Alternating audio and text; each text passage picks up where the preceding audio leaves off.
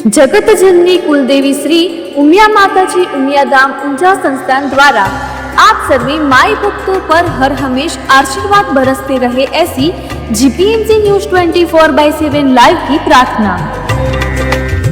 આજે ગાંધીનગરના સ્વર્ણિમ સંકુલ ખાતે સ્વદેશી જાગરણ મંચ દ્વારા આયોજિત સ્વદેશોત્સવ 2025 ઇવેન્ટનું ગુજરાત સરકારના સાથી મંત્રીશ્રીઓ તેમજ ધારાસભ્યશ્રીઓની ઉપસ્થિતિમાં આનંદભેર ઉદ્ઘાટન કર્યું। દેશના આર્થિક સ્વાવલંબન, સ્થાનિક ઉદ્યોગોના પ્રોત્સાહન સહિત આત્મનિર્ભર ભારત નિર્માણ માટે સ્વદેશી જાગરણ મંચની અતુલનીય કામગીરી અભિનંદનને પાત્ર છે।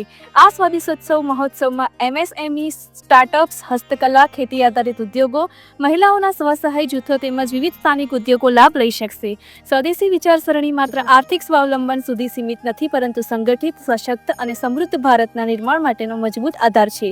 આવો આપણે સૌ સ્વદેશી વિચારધારાને અપનાવીને આત્મનિર્ભર ભારતના સપનાને સાકાર કરવા યોગદાન આપીએ। અહેવાલ નિર્મલ પટેલ, સ્વદેશી, જીપીએમસી ન્યૂઝ 24/7 લાઈવ।